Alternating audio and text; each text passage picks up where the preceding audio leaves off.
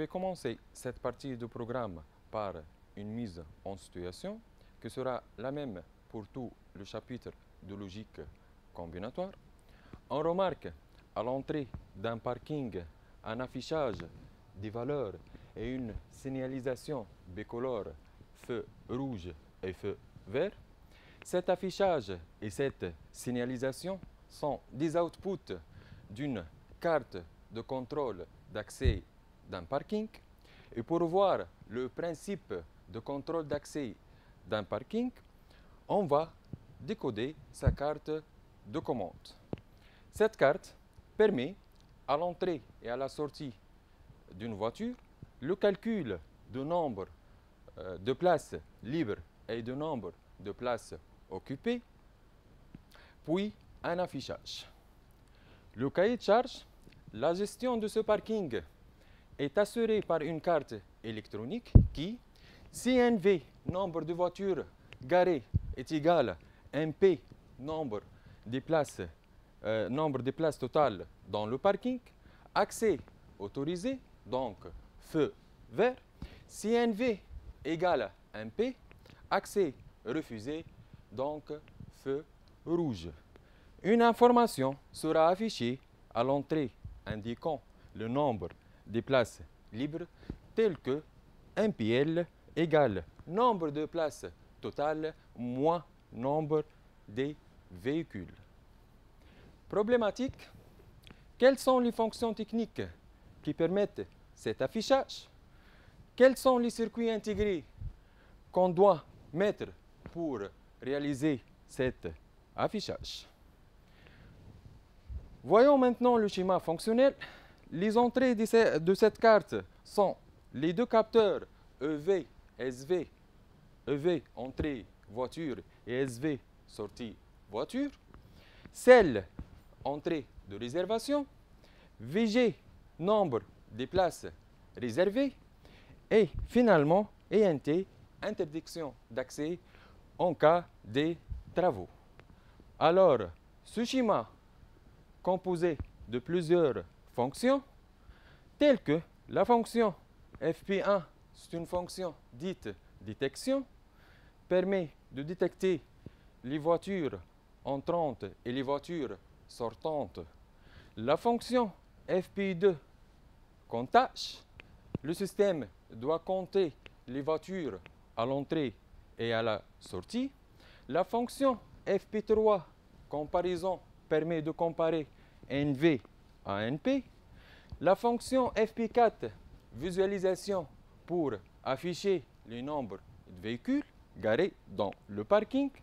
La fonction FP5 signalisation feu rouge et feu vert. La fonction FP7 soustraction permet de soustraire NV de NP. Les fonctions FP6, FP9, FP10, respectivement initialisation, priorité, alimentation, sont des fonctions indispensables pour toutes les cartes de commande. Et finalement, la fonction FP8, qu'on va traiter dans cette partie de leçon, on va voir qu'il s'agit d'un affichage particulier, une fonction dite affichage multiplexé. La question qui se pose, qu'est-ce que le multiplexage et le démultiplexage? Voyons le principe du multiplexage et le démultiplexage dans deux domaines différents, la téléphonie et les chemins de fer ou encore aiguillage. Dans le cas de la téléphonie, une information entrante au standard sera orientée vers un poste selon le poste demandé. C'est le démultiplexage. Dans le sens inverse, c'est le multiplexage. Dans le cas de chemin de fer, une voie sera orientée vers l'une de plusieurs voies.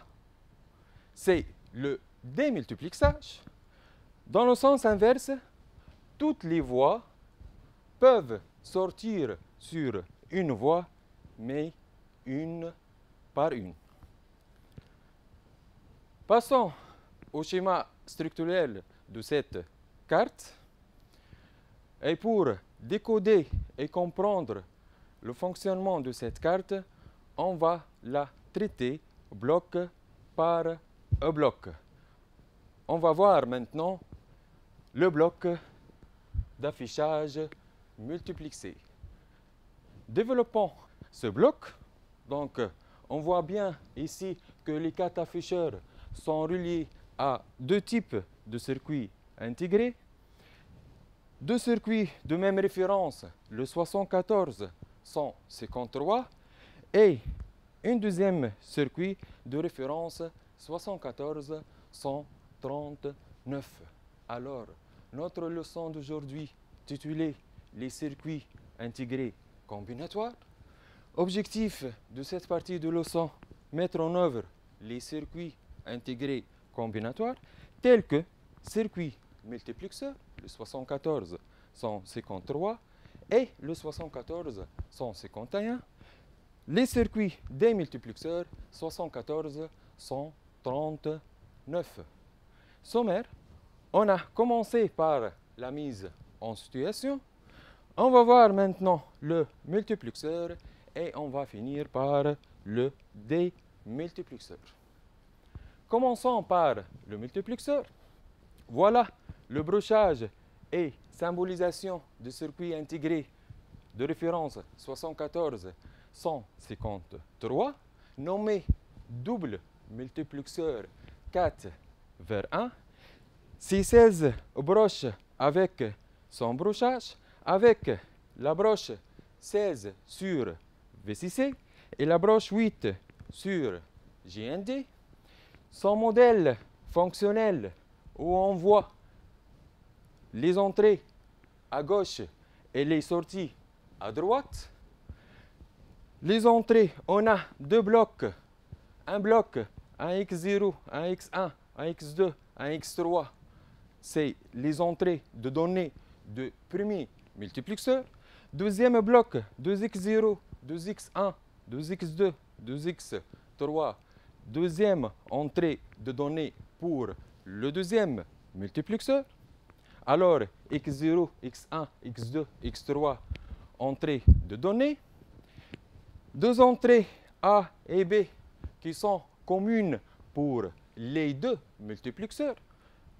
Entrée de sélection ou encore entrée d'aiguillage. Donc, A et B, entrée de sélection. Une entrée active au niveau bas, entrée de validation pour le premier multiplexeur.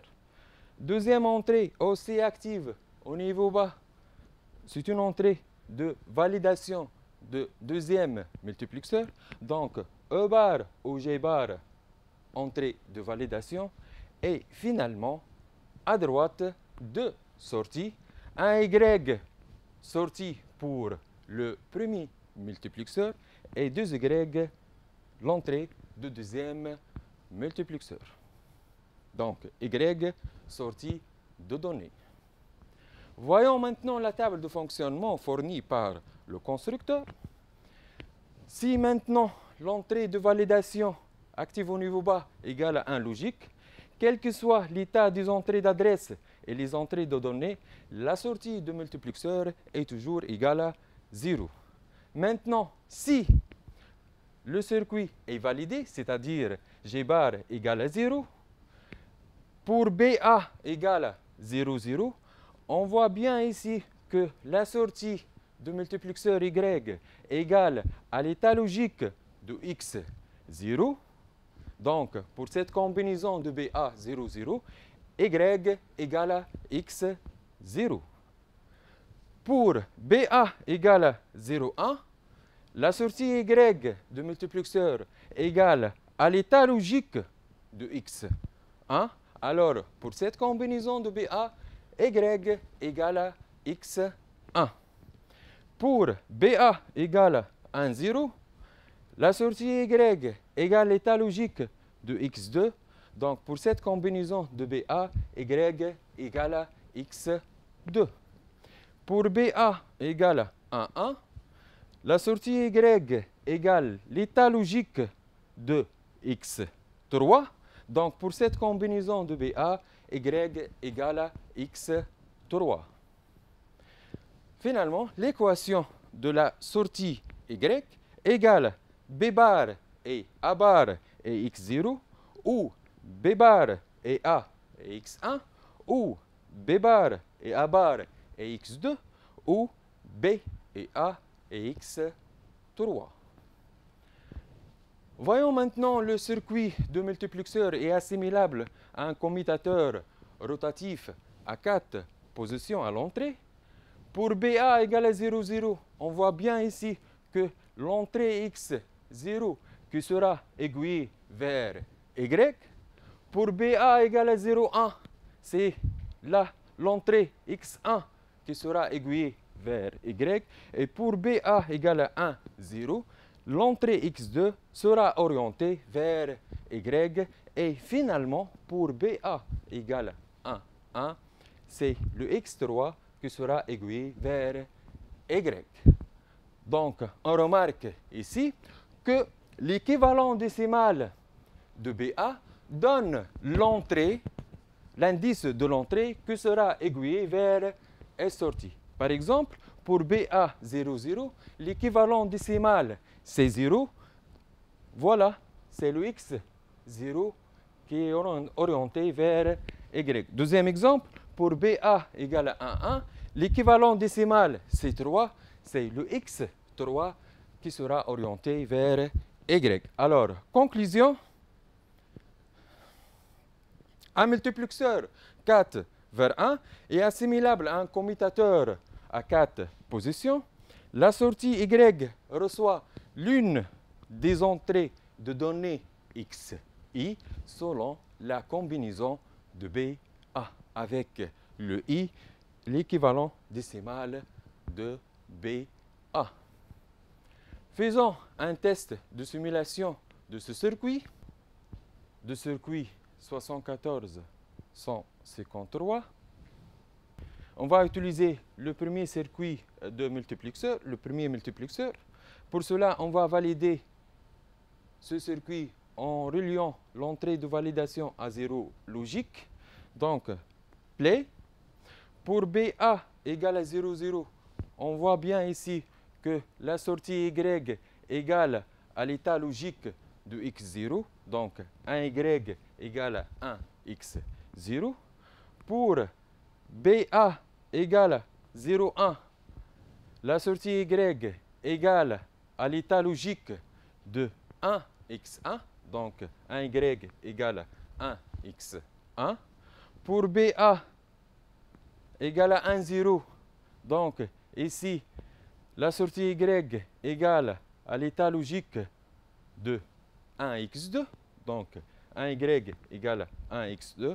Et finalement, pour BA égale à 1, la sortie y égale l'état logique de 1x3.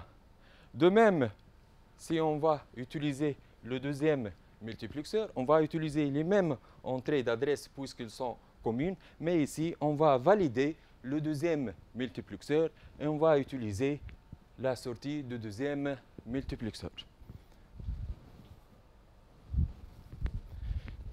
Alors, passons maintenant pour voir quel est l'affichage multiplexé dans le cas de notre parking. Rappelons qu'on a affiché les nombres de véhicules garés et les nombres de places libres dans le parking. Chaque nombre est affiché sur 2 digits. Donc, comment, la question qui se pose, comment on va aiguiller un paquet d'informations? On dispose de 4 paquets de données, les unités de NV, les dizaines de NV, les unités de MPL et les dizaines de NPL. Toutes ces données sont générées par 4 roues codeuses décimales BCD. On va faire une petite simulation pour voir le fonctionnement de ce montage.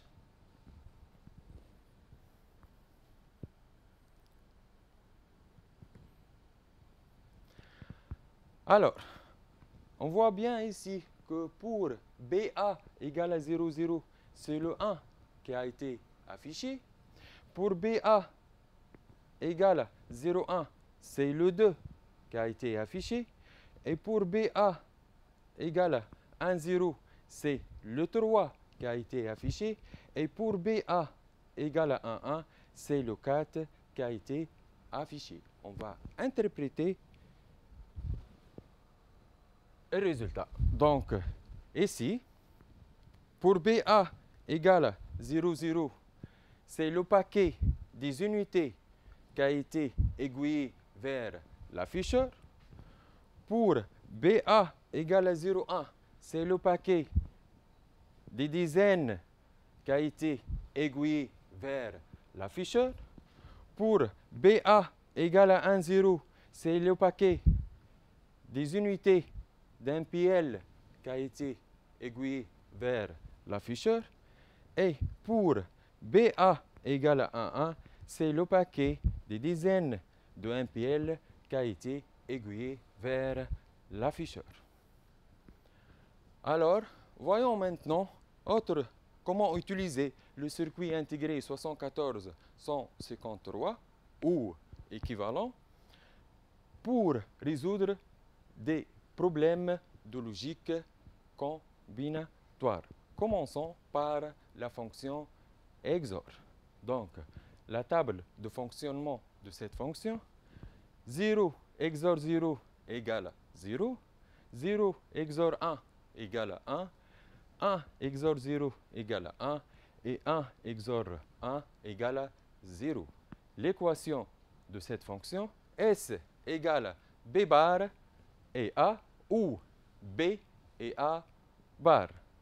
La sortie du multiplexeur Y est toujours égale à B bar et A bar et X0, ou B bar et A et X1, ou B et A bar et X2, ou B et A et X3. Alors, pour rendre Y, la sortie du multiplexeur, équivalente à S, et par identification, on va affecter X1 à un logique, donc 1x1 est relié à plus VCC. X2 à un logique, alors le 1x2 est relié à plus VCC. Le x0 et le x3 sont affectés à 0 logique, donc 1x0 et 1x3 sont reliés à la masse. Avec Y est affecté à S, l'entrée de sélection B est affectée à petit b, l'entrée de sélection A est affectée à petit a, et finalement, on va valider le premier multiplexeur en reliant un E à la masse. Donc, on va simuler le montage. Pour BA égale à 0, 0, on voit bien ici que la sortie S égale à 0. Pour BA égale à 0, 1, la sortie S égale à 1. Pour BA égale à 1, 0, la sortie S égale à 1. Et pour BA égale à 1, 1, la sortie S égale à 0.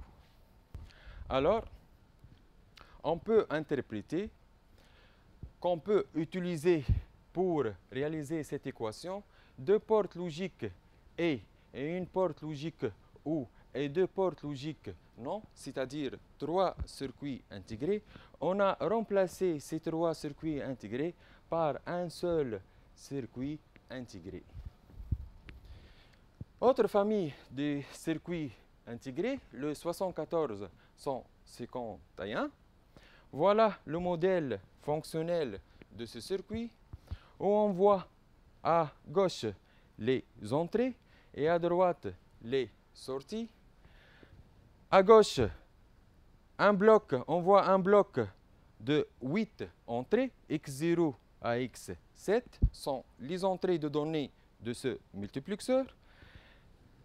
3 entrées A, B, C, entrées de sélection pour ce multiplexeur. et E, entrée de validation active au niveau bas. Pourquoi 8 entrées de données? Puisqu'on a 3 entrées de sélection. À droite, on voit deux sorties complémentées, Y et Y bar. La table de fonctionnement de ce circuit, fournie par le constructeur. Alors, pour G bar égale à 1 logique, quelles que soient les entrées d'adresse ou les entrées de sélection, la sortie Y est toujours égale à 0. Pour C, B, A égale 0, 0 et la validation de circuit lorsque G bar égale 0, on voit bien que le Y égale à X0. Pour BA égale à 0, 0, 1, la sortie Y égale à X1. Et ainsi de suite. Pour CBA égale 1, 1, 1, la sortie Y égale à X7. Et ici, comme le circuit 74-153, l'équivalent décimal de la combinaison des entrées d'adresse donne l'entrée de données que sera l'indice de l'entrée de données qui sera aiguillé vers la sortie. Voilà l'équation maintenant de la sortie de multiplexeur. Y égale à C bar et B bar et A bar et X0, ou C bar et B bar et A et X1, ou C bar et B et A bar X2, ou C bar et B et A et X3, ou C et B bar et A bar et X4, ou C et B bar et A et X5, ou C et B et A bar X6, ou C et B et A et X7. On désire utiliser ce circuit pour réaliser une équation logique qui régit le fonctionnement d'un système combinatoire de sortie S, avec S égale C bar et B et A, ou C et B bar et A, ou C, B et A bar, ou C et B et A. Toujours l'équation de Y, la sortie du multiplexeur, est égale à cette combinaison.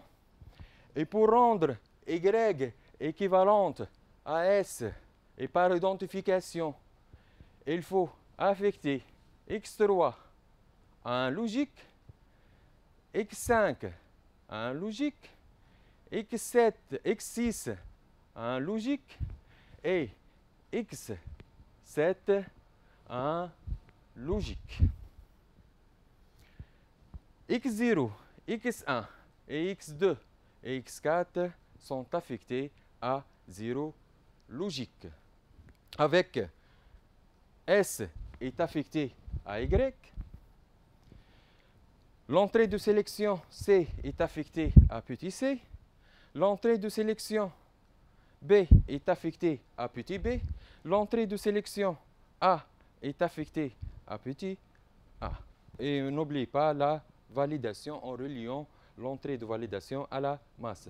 Faisons une simulation. Donc voilà l'équation de S. Pour C, B, A égale à 0, 0, la sortie S égale à 0. Pour C, B, A égale à 0, 0, 1, donc la sortie est toujours égale à 0. Pour C, B, A égale à 0, 1, 0, S égale à 0.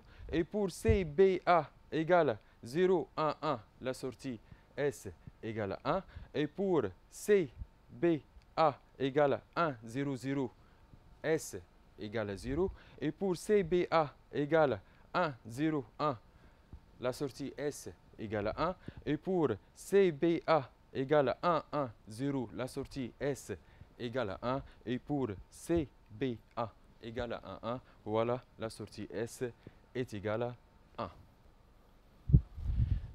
De même ici, on remarque qu'on a remplacé un nombre énorme de portes logiques, donc 8 portes logiques A et 3 portes logiques U et 3 portes logiques, non? C'est-à-dire 4 circuits intégrés, 2 pour le et une pour le ou et une pour le non, par un seul circuit intégré avec un schéma structurel beaucoup plus simple et plus économique.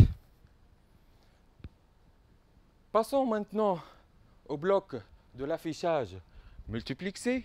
On a vu comment orienter ou comment aiguiller les paquets de données vers sortie, c'est-à-dire vers le transcodeur. Maintenant, comment on va permuter entre ces différents transistors. Le circuit 74-139 est le noyau de cette permutation. Voyons sa fiche technique. Donc, c'est un double démultiplexeur 1 parmi 4. C'est 16 broches avec son brochage. Avec la broche 16 sur VCC, la broche 8 sur GND. Son modèle fonctionnel où on voit les entrées à gauche et les sorties à droite. Alors, à droite, on voit deux blocs. Le premier bloc, Y0, Y1, Y2, Y3, active au niveau bas. Donc, les sorties de premier démultiplexeur. Le deuxième bloc, Y0, Y1, Y2, Y3, aussi active au niveau bas les sorties de deuxième multiplexeur. Alors, Y0, Y1, Y2, Y3, sorties de données. À gauche, deux entrées, 1A, 1B, les entrées de sélection de premier démultiplexeur. Deuxième bloc, 2A, 2B, aussi les entrées de sélection de deuxième démultiplexeur. Donc, A et B, entrée de sélection. Un G-bar, entrée de validation de premier démultiplexeur. Deux G-bar, entrée de validation de deuxième démultiplexeur. Donc, E-bar, ou noté aussi G-bar, entrée de validation. On va voir ici que cette entrée va être entrée de validation et une entrée de données pour le démultiplexeur. Voyons sa table de fonctionnement fournie par le constructeur. Alors, lorsque l'entrée de validation est égale à 1 logique, quelles que soient les entrées de sélection, toujours les sorties est égale à 1, ne sont pas actifs. Et pour E bar égale à 0, pour BA égale à 0, 0, c'est la sortie Y0 est active. Pour BA égale à 0, 1, donc c'est pour BA égale à 0, 1, c'est la sortie Y1 bar est active. Donc pour cette combinaison de BA, Y bar égale à 0. Pour BA égale à 1, 0, la sortie Y2 est active. Alors pour cette combinaison, Y2 bar égale à 0. Pour BA égale à 1, 1, la sortie Y3 bar est active. Alors pour cette combinaison, Y3 bar égale à 0. Équation des sorties, donc Y0 bar égale B bar et A bar et E bar. Y1 bar égale B bar et A et E bar. Pour Y2 bar égale B bar et A bar et E bar. Pour Y3 bar égale B bar et A bar et E bar.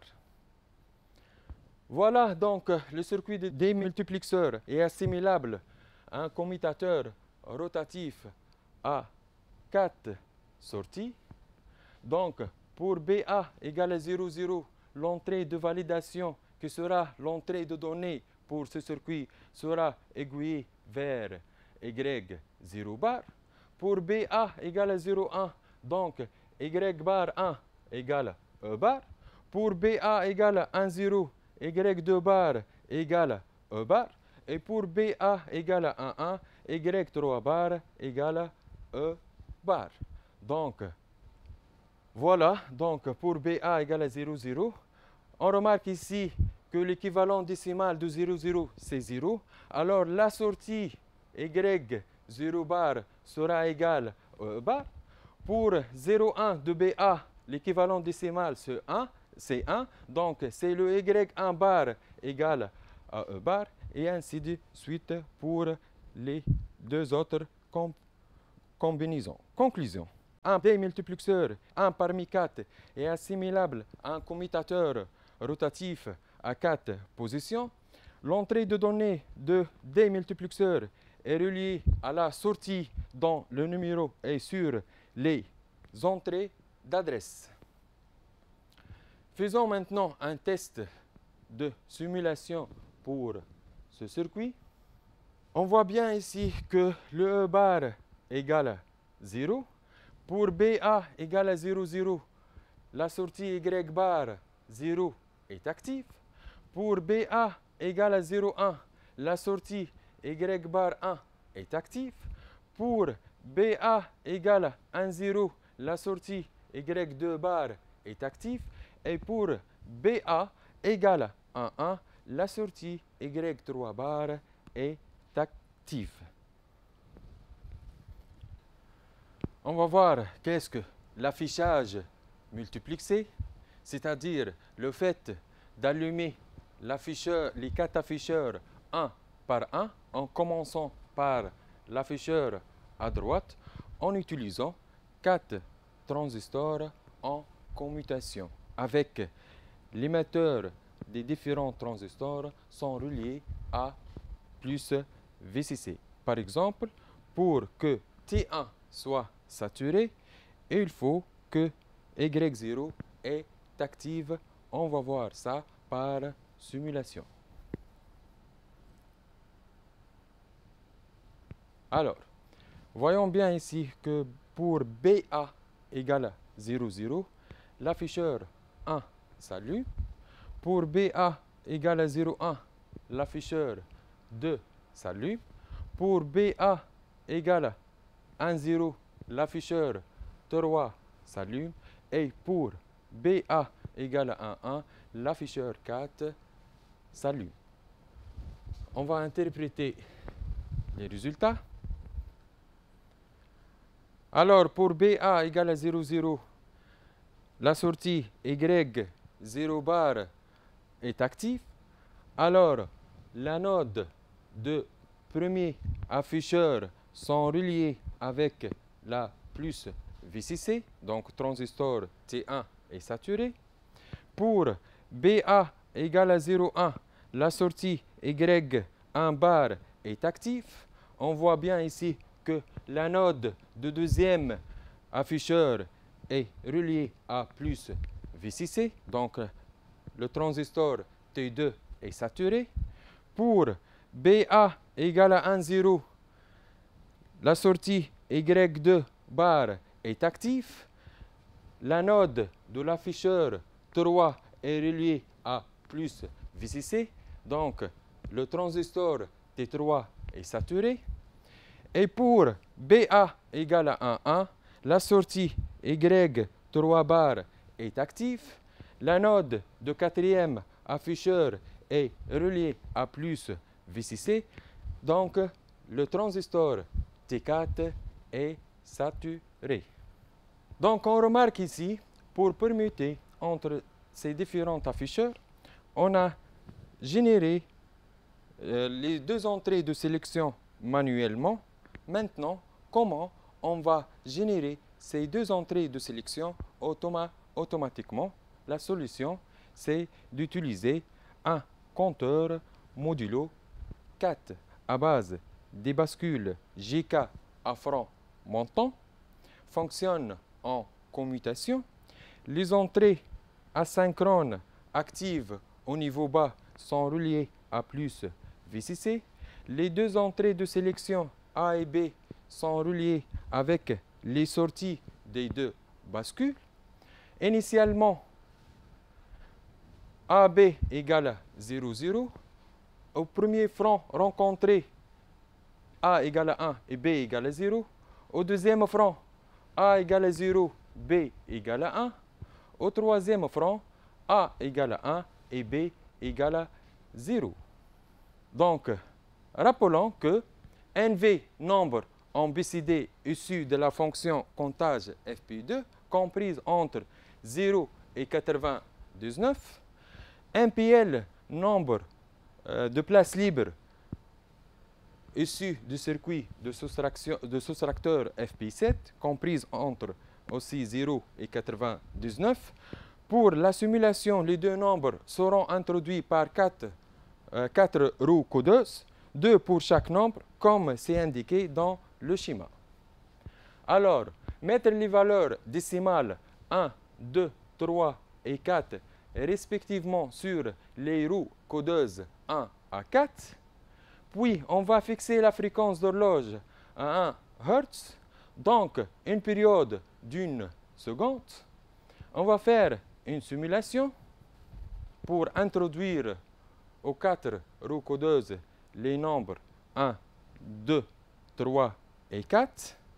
La fréquence d'horloge est égale à 1 Hz. Voilà. On va lancer la simulation. On voit ici que les afficheurs allument un par un et chaque afficheur va afficher l'unité de NV, dizaine de NV pour le deuxième multiplexeur, pour le troisième multiplexeur, l'unité de NPL et le quatrième multiplexeur, dizaine de NPL. Alors, les données issues des roues codeuses sont aiguillées vers le décodeur BCD 7 segments dans l'ordre 1, puis 2, 3 et finalement 4. Ordre fixé par les sorties des deux multiplexeurs. Les afficheurs s'allument dans l'ordre unité NV, dizaine NV, puis unité NPL, dizaine NPL, fixés par les sorties du démultiplexeur. 1 parmi 4. Chaque afficheur s'allume pendant 1 seconde. Lorsqu'on va augmenter maintenant la fréquence à 100 Hz, voyons comment se comporte le module d'affichage multiplexé. Donc, je vais modifier ici la fréquence à 100 Hz.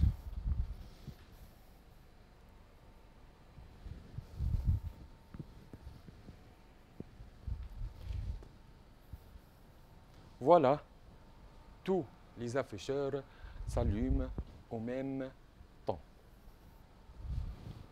Donc, ici, les 4 afficheurs s'allument en même temps, la période étant de 0,01 secondes. On va compléter les tableaux suivants. Donc, pour BA égale à 0,0, l'unité de NV sera orientée vers l'entrée de transcodeur. Pour BA égale à 0,1, les dizaines de NV sera orientée ou aiguillée vers l'entrée de transcodeur.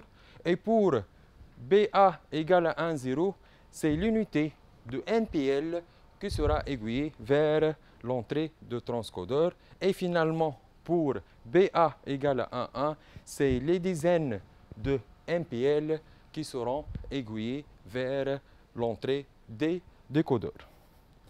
Maintenant, les sorties de des multiplexeurs en fonction des entrées d'adresse, aussi les états des transistors. Pour BA égale à 0,0, c'est la sortie Y0 active. Donc, le transistor T1 est saturé. Pour BA égale à 0,1, donc, c'est le Y1 est actif. Donc, le transistor T2 est saturé. Pour BA égale à 1,0, c'est le Y2 bar qui est actif. Donc, le transistor T3 est saturé. Et pour BA égale à 1,1, c'est la sortie Y3 bar qui est active. Donc, le transistor T4 est saturé. On va compléter le tableau suivant. Donc, Pour BA égale à 0,0, l'afficheur 1 qui affiche les unités de NV est allumé.